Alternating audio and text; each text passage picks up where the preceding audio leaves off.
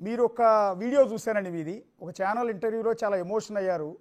మీ పాపని బాబుని గుర్తు తెచ్చుకుని మీ పాప ఇక్కడ నుంచి చాలా ఇబ్బంది పడుతూ వేరే కంట్రీకి వెళ్ళి చదువుకుంటుంది అనేది ఒకటి, అలాగే మీ బాబును ఉద్దేశించి కూడా మీరు కన్నీరు పెట్టుకున్న పరిస్థితి చూసాం. నిజంగా ఎందుకు అంత ఎమోషన్ అయ్యారు అంటే ఏ సందర్భం అది? తల్లి కొడుకుల ఫోటోల్ని న్యూడ్గా మార్ఫింగ్ చేసి కొడుకుకు పెడితే ఎలా ఉంటుంది ఆ తల్లి పరిస్థితి?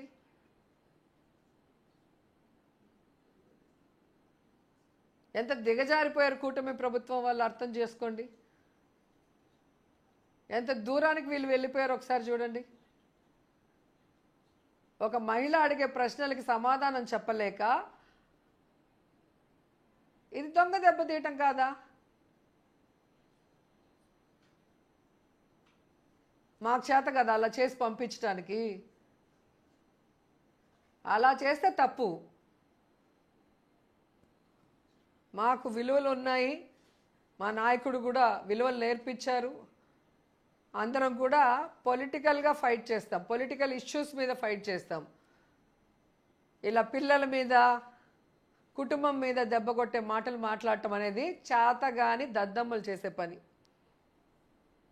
కన్క్లూడ్ చేసే ముందు మిమ్మల్ని ఒక మాట అండి. బేసిక్గా మీరు పదే పదే అంటున్న మాట ఏంటంటే రాష్ట్రంలో రెడ్ బుక్ రాజ్యాంగం నడుస్తోంది, మా పార్టీ నేతలందరినీ కూడా రెడ్ బుక్లో రాసిన విధంగా అరెస్టులు చేస్తున్నారు అని.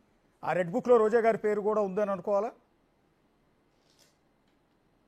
ఫస్ట్ ఉంటుంది పేరు, దాంట్లో సందేహం లేదు. ఈరోజు మిథున్ రెడ్డి గారి అరెస్ట్ ఏంటండి? అక్రమ అరెస్ట్ కాదా? ఈరోజు ప్రభుత్వం మద్యం అమ్మితే కమిషన్లు ఇస్తారా, ప్రైవేట్ వ్యక్తులు అమ్మితే కమిషన్లు ఇస్తారా? రెండోది, మీరు ఏదైతే మద్యంలో గోల్మాల్ జరిగిందంటారో అన్ని డిస్టిలరీకి చంద్రబాబు నాయుడే పర్మిషన్ ఇచ్చాడు కదా, మరి వాళ్ళెవరి మీద ఎందుకు కేసులు పెట్టకుండా కేవలం వైఎస్ఆర్సీపీ నాయకుల మీద, కొంతమంది అఫీషియల్స్ మీద ఎందుకు పెడుతున్నారు? ఆ డిస్టిలరీస్ ఓనర్స్ మీద ఎందుకు కేసు పెట్టలేదు? నాసిరకం మందుతో ప్రాణాలు తీసామన్నప్పుడు అవి ఎందుకు ముగించలేదు? ఈరోజు వాళ్ళకే ఎందుకు మీ ప్రభుత్వంలో కూడా ఆర్డర్లు ఇచ్చి ఈరోజు మద్యాన్ని అమ్మకాలు చేస్తున్నారు? ఈరోజు ఈ మద్యం మాఫియా, మద్యం సిండికేట్లకి సపోర్టివ్గా ప్రభుత్వంలో ఉన్న మద్యాన్ని తీసుకొచ్చి వాళ్ళ చేతికిచ్చి 43,000 బెల్ట్ షాపులు మళ్ళీ పెట్టించి, పర్మిట్ రూములు పెట్టించి, 5 స్టార్ హోటల్స్లో ఫీజెస్ తగ్గించి మందు విచ్చలవిడిగా చేసుకుంటూ 9% పెంచుకొని అలాంటి చంద్రబాబు నాయుడికి లంచాలు ఇస్తారా? ప్రభుత్వం నుంచి మద్యం అమ్ముతూ లిమిటెడ్ టైంలో 43,000 బెల్ట్ షాపుల్ని రిమూవ్ చేసి, పర్మిట్ రూముల్ని రిమూవ్ చేసి, మద్యం షాపుల్నే 33% తగ్గిస్తే మీకు లంచాలు ఇస్తారా? ఇది కేవలం చంద్రబాబు నాయుడికి వ్యతిరేకంగా గట్టిగా నిలబడ్డామని పెద్దిరెడ్డి ఫ్యామిలీకి కానీ మా ఫ్యామిలీకి కానీ వేధించడం కాదా? అక్రమ కేసులు కాదా? నేను అడుగుతున్నా. అలాగే నిన్న మీరు చూశారు మా భానుప్రకాష్ గొడవ ఏంటి? ఒకరోజేమో జాయింట్ జార్లో బియ్యం దొంగ దొరికాడు అమృతరాజు, 4వ రోజు రాజంపేట నుంచి నగిరి వరకు 7 టిప్పర్లు అంటే ఎంత పెద్ద స్థాయిలో వస్తాయో మీకు తెలుసు, ఎంత పెద్ద సైజులో. మరి ఆ టిప్పర్లలో వచ్చిన ఇసుక పట్టుకున్న వ్యక్తులు ఇద్దరూ కూడా అమృతరాజు, నాడారు. ఆ అమృతరాజు ఎవరో నాకు తెలియదు అంటాడు, అవి వైసీపీ వెహికల్ అంటారు. చూడండి, అమృతరాజు అనేవాడు ఇక్కడ ఉన్నాడు, వాళ్ళ నాన్నతో ఉన్నాడు, 2009 నుంచి ఉన్నారు, తర్వాత కొడుకుతో ఉన్నాడు. సో వీళ్ళు బియ్యము, ఇసుక, లిక్కరు మాఫియా చేసేవాళ్ళు. వాళ్ళ తమ్ముడు మైకేలు వాళ్ళ నాన్నతో ఉన్నాడు. వీళ్ళంతా ఎన్ని కేసులు ఉన్నాయి, వీళ్ళ మీద పీడీ యాక్ట్లు ఉన్నాయి, వీళ్ళతో ఎందుకున్నారు? నానా కొడుకులతో ఇన్ని సంవత్సరాలు వాళ్ళతో ఉండి వాళ్ళు పట్టుబడితే అవి వైసీపీ వెహికల్స్ అంటాడు. ఇదో గంజాయి కింగు, తెలుగు యువత, పుత్తూరు అబ్బాయి. మా గవర్నమెంట్లో కూడా వైజాగ్లో ఎక్కడ 26 కిలోలు దొరికాడు. మొత్తము డ్రగ్స్, గంజాయి, బియ్యము అన్ని మాఫియా చేసేది నీ రైట్ హ్యాండ్లు. వాళ్ళు దొరికిపోతే వాళ్ళు ఎవరో మాకు తెలీదు, వాళ్ళు వైసీపీ వాళ్ళ వెహికల్స్ అని సిగ్గులేక చెప్తాడు. మరి మా మనుషులైతే నీ ఫోటో ఎందుకు ఇప్పుడు? ఏ రోజు చూడు, మీ బర్త్డే రోజు వేశారు, ఏ పేపర్లో వేస్తారు? ఇది ఈనాడు పేపర్లో వేశారు న్యూస్ టుడే.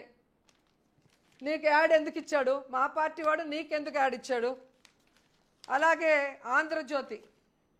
ఆంధ్రజ్యోతి పేపర్లో అమృతరాజు, మా పార్టీ వాడైతే నీకెందుకు యాడ్లు ఇచ్చాడు? జాయింట్ జారీతుంది కాదా? ఈయన రెస్టారెంట్లో పట్టుకోలేదా 13,000 టన్నుల బియ్యాన్ని? ఈరోజు ఇసుక పట్టుకున్నది ఈయన మనుషులు కాదా? ఈయన పేరు లేదా ఎఫ్ఐఆర్లో? రాజంపేట నుంచి నగిరి వరకు శాండ్ తెచ్చుకొని ఇక్కడ డస్ట్ ఫిల్ చేసుకొని తమిళనాడుకు అమ్ముకుంటుంది మీరు. 2009 నుంచి మీ నాన్న ఉన్నప్పటి నుంచి మీరు చేసే పని అదే. అలాగే దోచుకొని మా మీద నిందలేస్తారు మేము దోచుకున్నామని. మా దగ్గర ఉన్న స్మగ్లర్లు ఉన్నారా? మద్యం మాఫియా చేసిన వాళ్ళు మా దగ్గర ఉన్నారా? నీ దగ్గర ఉన్నారా?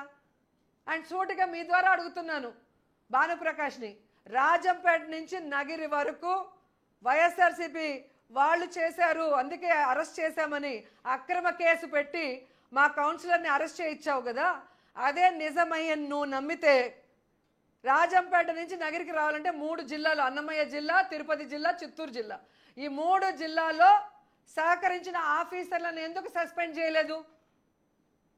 ఇన్ని చెక్ పోస్టులు ఎలా దాటొచ్చాయి? ఇంతమంది ఎస్పీలను ఎలా దాటొచ్చారు? ఇంతమంది మైనింగ్ ఆఫీసర్లను ఎలా దాటొచ్చారు? వాళ్ళ మీద మీరు ఏం యాక్షన్ తీసుకున్నారు? అంటే ఒక చిన్న డౌట్ అండి. ప్రశ్నించాం కాబట్టి మా వాళ్ళు ఇరికిచ్చారు.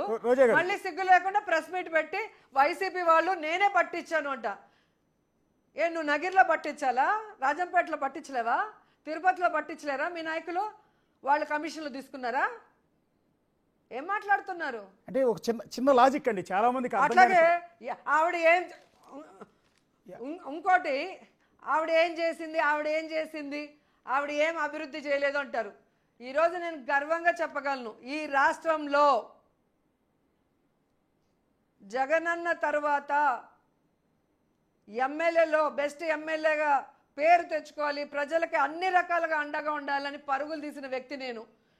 ఒక ఎమ్మెల్యేగా ఢిల్లీ వరకు వెళ్ళాను గడ్కరీ గారిని కలవటానికి. ఇప్పుడు ఏదైతే జరుగుతుందో తిరుపతి టు పుత్తూరు వర్క్ కోసం ఒకసారి, అలాగే పుత్తూరు టు నగిరి మీదుగా కనకమ్మ సత్రం వరకు, దానికి గడ్కరీ గారు ట్వీట్ చేసినది చూడండి. ఎమ్మెల్యేకి అవసరం లేదు, ఎంపీ చేస్తే చాలు. కానీ నియోజకవర్గం మీద అభిమానంతో నియోజకవర్గానికి మంచి చేయాలని నేను వెళ్ళాను. మీరేం చేశారు? మీ నాన్న ఎమ్మెల్యేగా ఎమ్మెల్సీగా ఉన్నప్పుడు రాయపాటి వాళ్ళు ఎన్హెచ్ చేస్తుంటే రోడ్డు వేసారా? ఎక్కడైనా సర్వీస్ రోడ్లు ఉన్నాయా? ఎక్కడైనా అండర్ బ్రిడ్జ్లు ఉన్నాయా? ఎంతమంది చనిపోయారు మీ నాన్న ఎమ్మెల్సీగా ఎమ్మెల్యేగా ఉన్నప్పుడు? ఆ 10 సంవత్సరాల్లో ఒకసారి లెక్క చూడు. ఆ చావులు చూసి మనసు చెల్లించి ఒక ఎమ్మెల్యేగా ఢిల్లీ వరకు వెళ్ళి పోరాడి తెచ్చుకున్నాను. ఎన్ని వేల కోట్లు తెచ్చానో కూడా చూడండి. 1346 కోట్ల రూపాయల ప్రాజెక్టు ఎన్హెచ్ యాజ్ ఏ ఎమ్మెల్యేగా పోయి ఫైట్ చేసి మా ఎంపీని తీసుకొని వెళ్ళి తర్వాత మంత్రిగా వెళ్ళి ఎన్నిసార్లు వర్క్ చేయించుకున్నా. అలాగే మా మిథునన్నతో అపాయింట్మెంట్ తీయించుకొని వంగా గీత గారు మొత్తం ఎంపీలంతా వచ్చారు ఆ రోజు. పీయూష్ మన రైల్వే మినిస్టర్ గారు, సెంట్రల్ రైల్వే మినిస్టర్ గారిని కలిసి మీరు నెత్తం నుంచి పూడి వరకు చూడండి. నేను ఎమ్మెల్యే కాకముందు నగిరిలో రైల్వే స్టేషన్లు ఎలా ఉన్నాయి, ఈరోజు ఎలా ఉన్నాయో చూడండి. అలాగే ఎన్హెచ్ నేను ఎమ్మెల్యే కాకముందు ఎలా ఉంది, ఈరోజు ఎలా ఉందో అన్ని ఫోటోలు వీడియోలు మా దగ్గర ఉన్నాయి. అవి ప్లే చేస్తే నేను ఏం డెవలప్మెంట్ చేశానో తెలుస్తుంది. ఈరోజు ఒక టెంపుల్స్ కట్టాలన్నా, కళ్యాణ మండపాలు కట్టాలన్నా, పార్కులు కట్టాలన్నా, హెల్త్ సెంటర్లు కట్టాలన్నా, డయాలసిస్ సెంటర్ తేవాలన్నా, RDO circle, DSP circle, MVI circle, ఇలా ఏది కావాలో పాలిటెక్నిక్ కాలేజు, ఐటీ కాలేజు ఇన్ని కట్టించినాను. గర్వంగా చెప్పుకుంటున్నాను. అవి ఎప్పుడు వచ్చినా చూపిస్తాను. ఎవరిని అడిగినా